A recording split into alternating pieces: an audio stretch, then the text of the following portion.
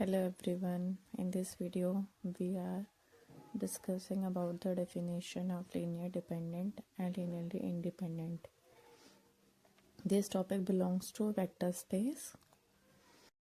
Let V over F be a vector space. A set of vectors v1, v2, v3 dash dash vn belongs to V is said to be linearly dependent over F if there exist scalars a1, a2, a3 dash dash an belongs to F not all 0 such that a1 v1 plus a2 v2 plus dash dash plus an vn is equals to 0. अब हम definition को एक बार और अच्छे से समझ लेते हैं. वेक्टर स्पेस में से हमें वो कुछ सेट ऑफ वेक्टर्स देगा. इन वेक्टर्स को आप चेक करोगे कि या वो लीनियरली डिपेंडेंट है, तो हम ऐसे स्केलर्स को कंसीडर कर सकते हैं कि हम उन्हें लीनियर कॉम्बिनेशन में लिखे तो सभी स्केलर्स हमारे ज़ीरो ना आए. तभी हम मेंशन है नॉट ऑल ज़ीरो, सभी स्केलर्स हमारे ज़ीरो नहीं होंगे, तभी आप सेट ऑफ वेक्टर्स को लीनियरली डिपेंडेंट बोल सकते हो. अब डेफिनेशन है लीनियरली इंडिपेंडेंट की. Let a vector space over F be a vector space. A set of vectors v1, v2, v3, vn belongs to V is said to be linearly dependent if a1 v1 plus a2 v2 plus a3 v3 plus an vn is equals to 0. जो हमारे सभी scalars हैं वो हमारे कहाँ से belong करते हैं? फील्ड से बिलोंग करते हैं. ए आई बिलोंग्स टू एफ. यहाँ पर क्या कंडीशन है हमारे पास कि जो सभी स्केलर्स हैं वो हमारे ज़ीरो होने चाहिए. लीनियर डिपेंडेंट में क्या कंडीशन है कि सभी ज़ीरो ना हो, और लीनियर इंडिपेंडेंट में हमारे सभी स्केलर ज़ीरो होने चाहिए. अब हम इस पर बेस्ड जो क्वेश्चन सॉल्व करते हैं. अब यहाँ पर मेंशन है determine whether the following set of vectors in R cube over R linearly dependent और लीनियरली इंडिपेंडेंट.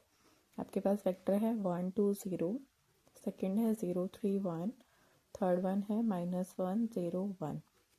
आप इनको नेम दे दो कि v1 आपका क्या है 1 2 0, v2 क्या है 0 3 1, और v3 क्या है हमारे पास -1 0 1. अब इसमें हमें स्केलर्स चाहिए, हम कंसीडर कर लेते हैं. देयर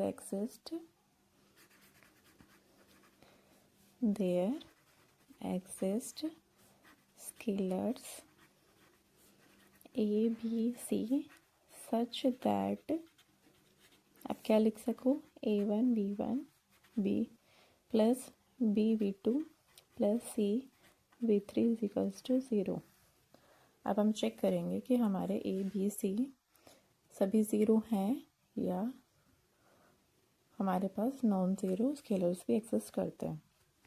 अब a आ गया आपके पास, यहाँ पर v1 की वैल्यू पुट कर दो, प्लस में v2 की वैल्यू, प्लस में c और v3 की वैल्यू पुट करने के बाद साथ में क्या लेकर चलना है 0.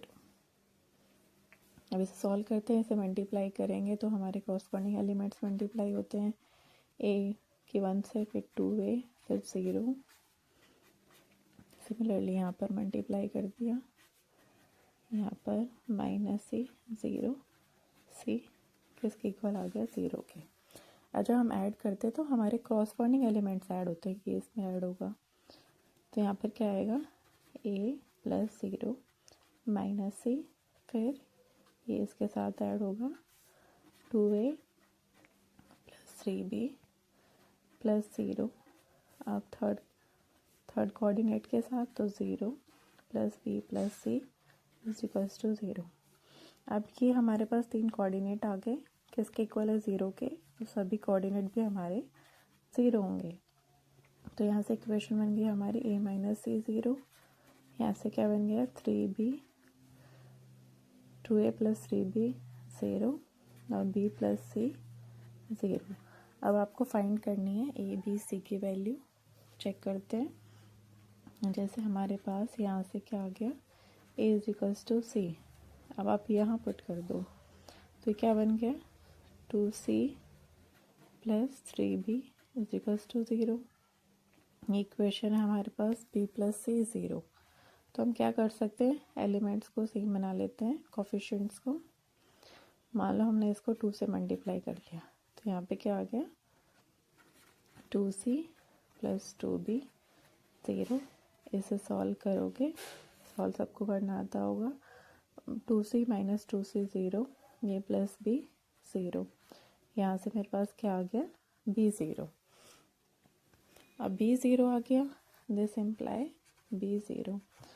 अब यहाँ पुट कर लो, b माइन प्लस सी 0 था, यहाँ 0 प्लस सी 0, सी भी 0 आ गया। अब यहाँ पुट करोगे तो हमारा ए भी 0 आ जाएगा, मतलब हमारे पास ए भी 0 आ गया, सी भी 0 आ गया, बी भी 0 आ गया। तीनों स्केलर्स की वैल्यू 0 आ गई। तो ये क्या इम्प्लाई करता है कि जो हमारे सेट ऑफ वेक्टर्स थे वो क्या हैं, लीनियरली इंडिपेंडेंट।